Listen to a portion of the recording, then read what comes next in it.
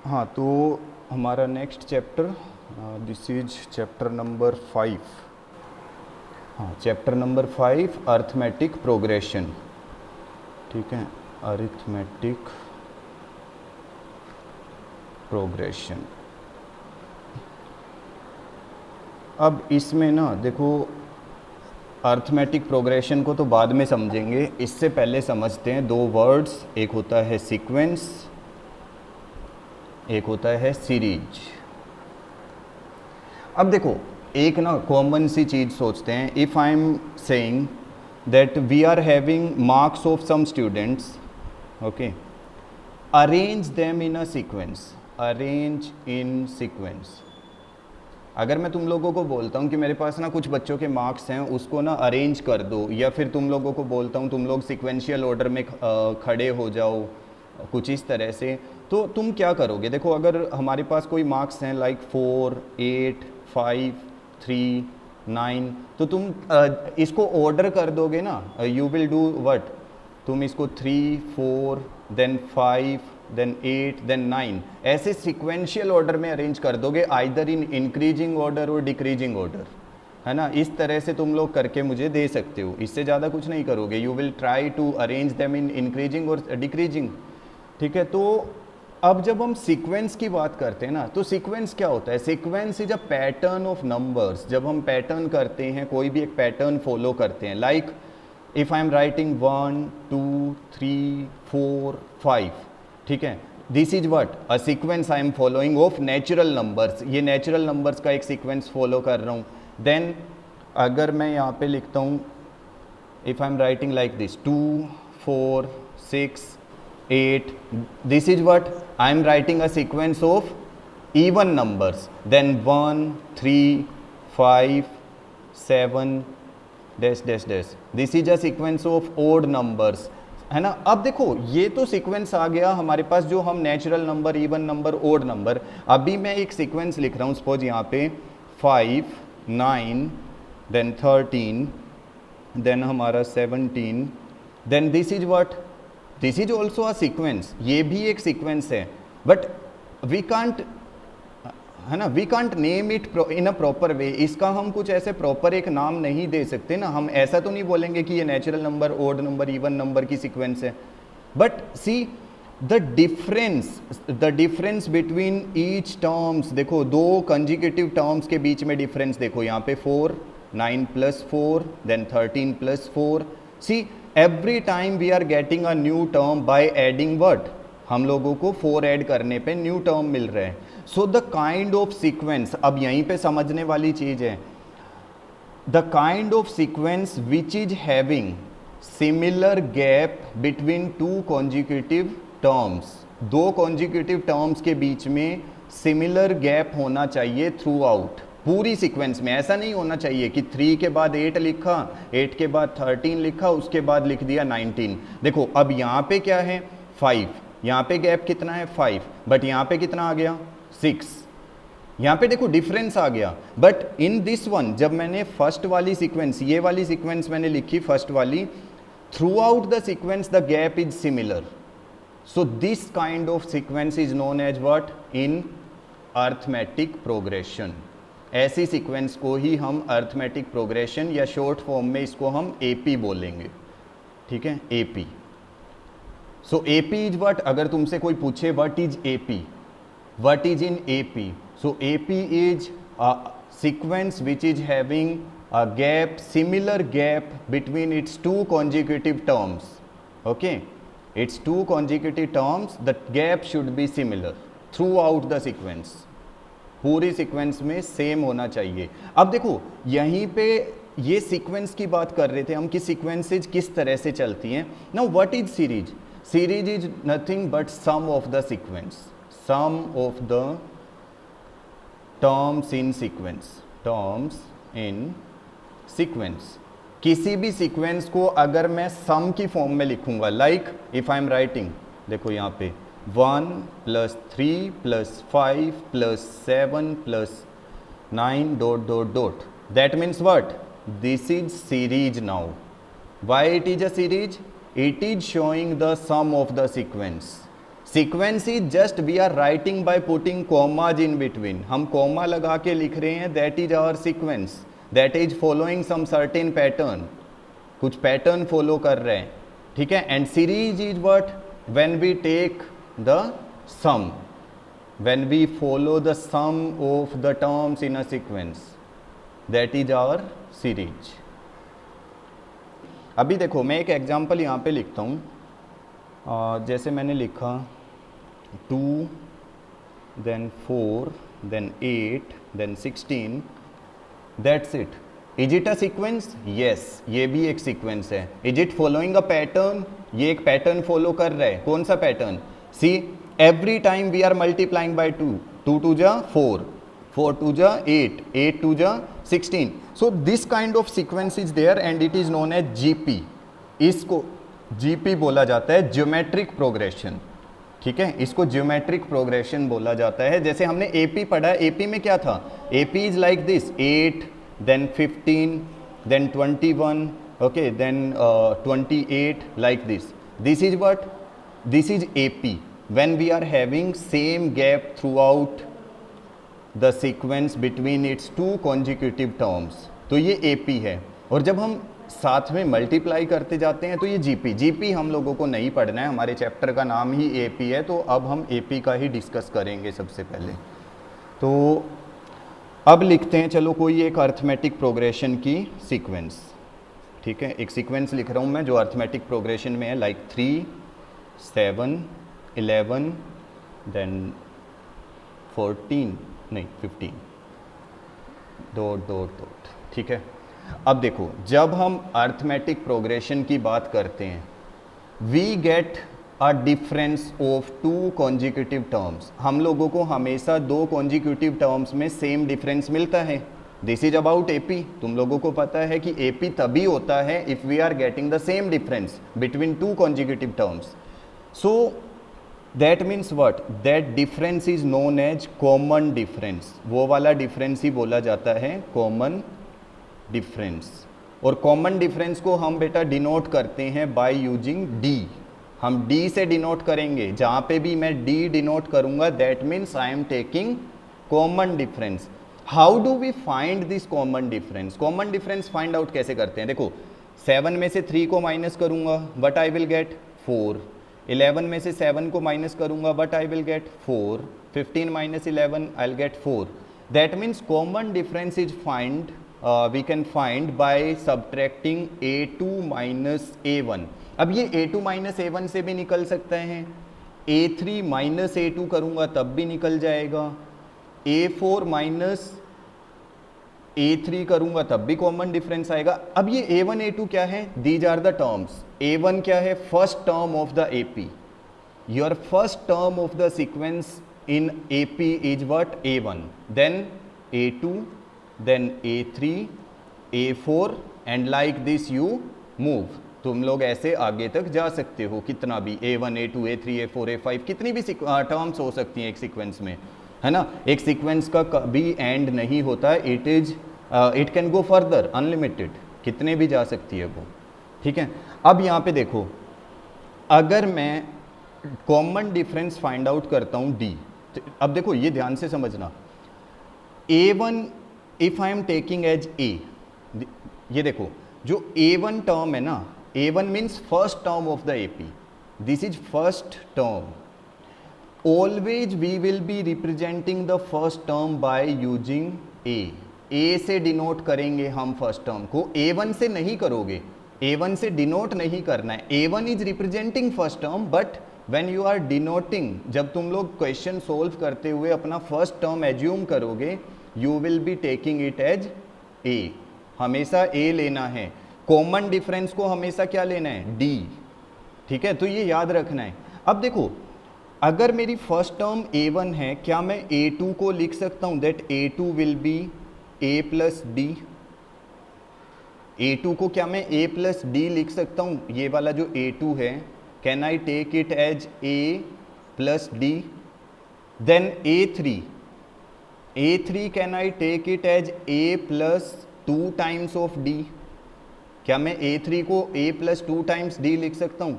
यहाँ पे A3 ये वाला, then A4, can I write it as A plus 3 times of D? Everything is right ना, I can write like this, A3, A1, A2, A3, A4 ऐसे लिख सकते हैं ना हम. दैट मीन्स वट, अगर मैं ऐसे मूव करता जाता हूँ और मेरे को ना यहाँ पे 10th टर्म फाइंड आउट करनी है, 10th. So what I will be writing it, A10 equal to A plus how many D will be there, 9D. That means we are getting our first formula. देखो हम लोगों को अपना first formula of AP मिल गया. AP का first formula क्या है, if you want to find any term N क्या है यहाँ पे, जो भी टर्म तुम लोगों को फाइंड आउट करनी है, N is the number of the term, then N you can find by using the formula A plus N minus one D. N minus one देख लो ये वही है. मान लो मेरे को एन की जगह पे मैं कहता हूँ मेरे को 12th टर्म फाइंड आउट करनी है, I want to find this 12th term, so I will be using in place of N की जगह पे क्या यूज करूंगा, 12 and equal to A plus then n minus 1, that means 12 minus 1, 11D. So we are able to generate our first formula of the AP, that is an equal to A plus n minus 1D. बहुत important है, बार बार आएगा ये formula, use करना है तुम लोगों को. अब देखो, अब क्वेश्चन देखते हैं थोड़े से ना इससे बेस्ड. पहले अब मान लो मैं कहता हूँ कि मेरे पास ना एक सीक्वेंस है 3, 8, 11, 5. देखो जो फर्स्ट क्वेश्चन तुम्हारे लिए जनरेट होता है ना वो यही होता है कि you will be given any kind of sequence. तुम लोगों को कोई एक सीक्वेंस दे देंगे, okay, and they will ask whether the following given sequence of numbers is in AP और नोट. क्या ये AP में है या नहीं है. How you will be finding it is in AP और नोट. देखो सबसे पहले D1 फाइंड आउट कर लो. D1 is what, common difference between first and second term, 8 minus 3, what is this, 5. Then find your D2. D2 क्या है, 11 minus 8, what is this, 3. तो क्या तुम्हारा कॉमन डिफरेंस सेम आ रहा है throughout the sequence, no. So you will write D1 is not equal to D2. So that means the given sequence, जो हमारे पास sequence दिया हुआ था ना, this one, it is not a AP. AP नहीं है, this is not a AP. ठीक है. अब देखो ये तो फर्स्ट टाइप का क्वेश्चन. फर्स्ट टाइप यही होता है कि तुम लोगों को डायरेक्टली कोई सीक्वेंस देंगे, they are then saying that is it in AP और नॉट, ये AP में है या नहीं है. This is the first thing. Then second, sometime you will be given with this kind of question. You are given with A equal to 11 and D equal to minus 3 and they are asking to find the seventh term find out करना है. So you know the formula, अभी हमने discuss किया था, an is equal to A plus n minus 1D. हाँ, by using this formula we can find any term. हम कोई भी टर्म फाइंड आउट कर सकते हैं जो पूछा जाए. So A7 we need to find. Now what is the formula to find A7 according to this one, it will be A plus 6D, है ना, it is A plus 6D. तो अब अगर इसको फाइंड आउट करोगे then A is 11 plus 6 minus 3. So 11 multiply plus minus, it will be minus 6 3 ja 18 and it is minus 7. So this is your A7. That means in this sequence, जो ये वाली sequence है तुम्हारी, in this AP the seventh term will be minus 7. क्योंकि देखो ऐसा होता चला जाएगा ना, जैसे फर्स्ट टर्म 11 है, देन 11 प्लस D करते हैं, लेकिन यहाँ पे माइनस है, तो 11 माइनस 3 करेंगे कितना आएगा, 8. देन 8 माइनस 3 करेंगे 5, 5 minus 3 2, 2 minus 3 minus 1, minus 1 minus 3 minus 4, minus 4 minus 3 minus 7. So sorry minus 7. So that means the seventh term तुम काउंट कर सकते हो, A1, A2, A3, A4, A5, A6, A7. Seventh term you are getting as what, minus 7. So this is the second kind of question you can get where you are given with the value of A and D, जहाँ पे A और D की value दी है और तुम्हें find out करना है कोई भी एक टर्म.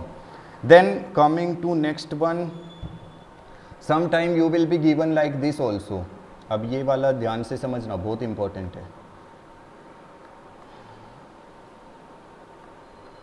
और देन 12, ठीक है।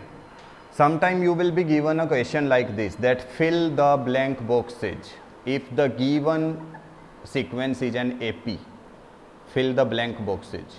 ये boxes fill करने, तो अगर ये AP में है तो इसको fill करना है। कैसे fill करेंगे? अब यहाँ पे देखो, this is our A1 term। A1 term को हम क्या लिखते हैं? We write it as A। This is which term? 2, A2। A2 को हम क्या लिखते हैं? We write it as A plus D। Then this is our third term A3, but we write it A plus 2D। And this is fourth term A4, we write it as A plus 3D। अब यहाँ पे check करो, A plus D, this A plus D is equal to what? 3। ये 3 के equal है। And A plus 3D, ये check कर लो इधर से, A plus 3D, it is equal to what? 12। Now minus minus minus, ये वही मैं लीनियर इक्वेशन वाला जो एलिमिनेशन मेथड है वही यूज कर रहा हूँ। Then -3D plus D, it is -2D equal to -12 plus 3, it is -9 and -2 minus cancel, D is what 9/2, it is 4.5। This is our D। D कितना आया? 4.5। That means the next term, ये 3 है ना, तो इससे नेक्स्ट वाला क्या आएगा? ऐड कर देंगे 4.5, तो कितना आएगा? It is 7.5। And the last one, ये वाला माइनस कर दो, 3 में से 4.5 माइनस करो, कितना आएगा? It is 3 minus 4.5 minus 1.5। That's it. ऐसे फाइंड आउट करना है। तो देखो अब नेक्स्ट एक ना, मैं यहाँ पे क्वेश्चन लिख रहा हूँ। I am writing an AP 3, then 7, 11, then 15, okay, and at the end this is an AP I'm giving, then the question is 247 the term of this AP, term of the given AP। अब तुम लोगों के लिए देखो question क्या है, यहाँ पे दिया हुआ है 3, 7, 11, 15, दिस इज अ AP। हाँ, it is following like this. देन अगर हम आगे जाते हैं, क्या 247, is this 247 the term of this AP? कैसे फाइंड आउट करेंगे कि 247 इसमें आएगा या नहीं आएगा?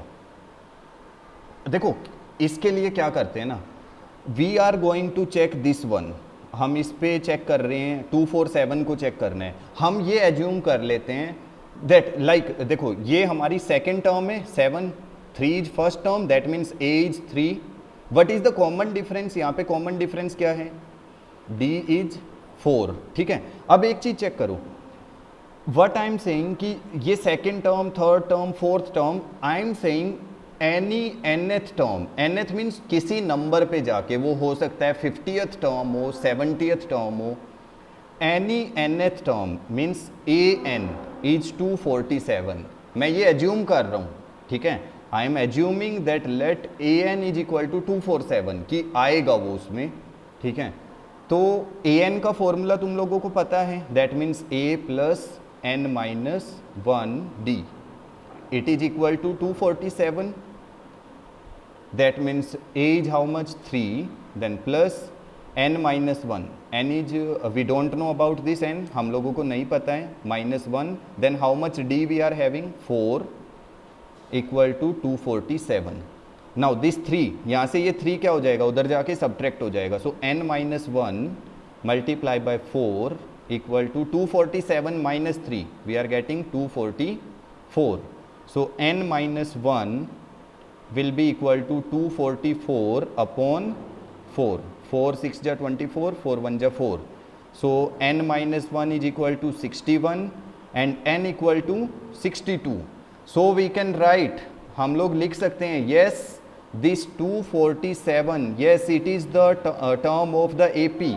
जो ये वाली AP है ना, ये वाली AP जो है इसकी एक टर्म है, that means we can write yes।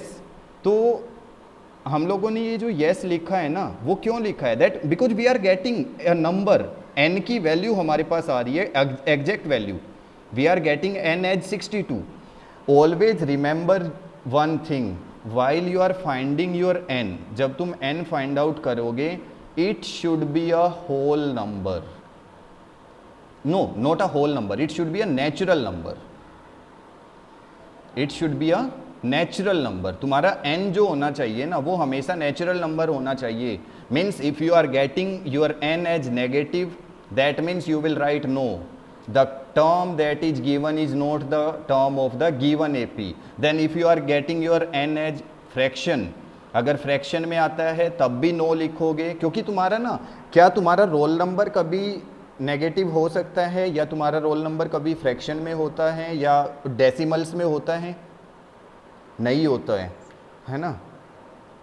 So that means what, इसका मतलब क्या है, these are this n represent, ये n क्या रिप्रेजेंट करता है, it represent the number of the term. जैसे ये जो 3 है, ये कौन से नंबर पे लिखा हुआ है, it is written on the first place, then 7 is written on the second place, then 11 is written on the third place. तो इसका मतलब क्या है, दिस 247 अगर ये किसी प्लेस पे आता है, it should be having a natural value, natural number as value, है ना. तो नेचुरल नंबर होना चाहिए. ऐसा नहीं होना चाहिए कि सर मेरा n आया है 50/3, हाँ ये ठीक है, तो ऐसा नहीं होता है.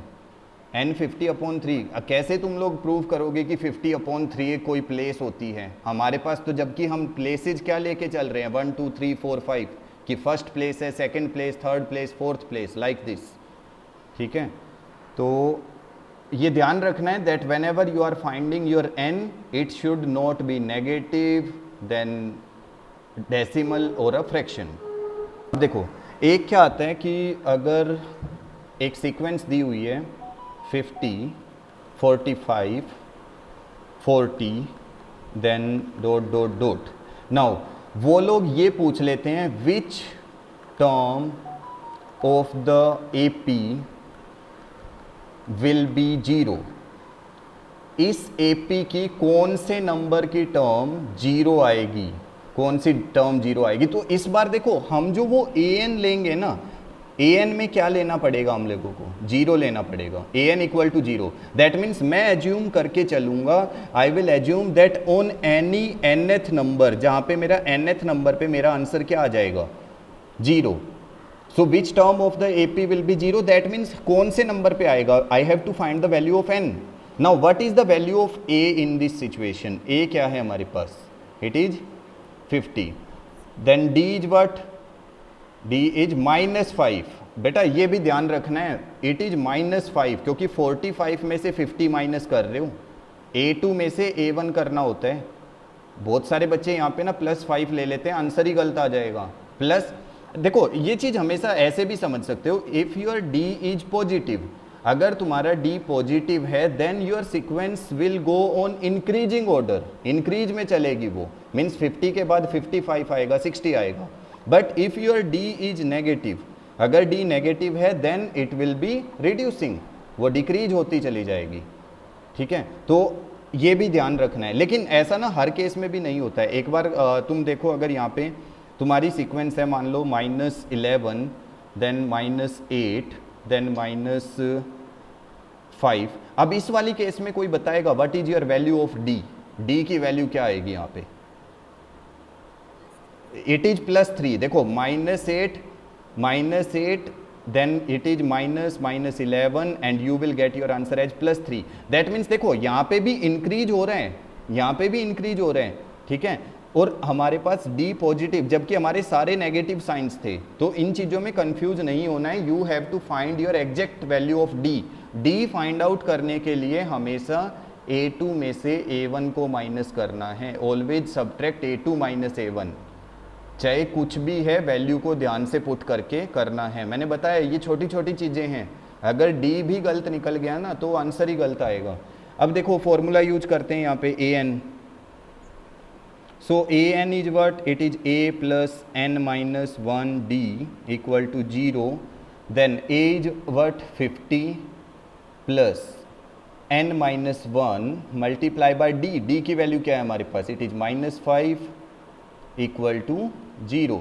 नाउ दिस 50, ये वाला 50 उधर जाएगा, माइनस हो जाएगा, सो n minus 1 into minus 5 will be equal to minus 50. Then n minus 1 equal to minus 50 upon minus 5. Minus to minus cancel.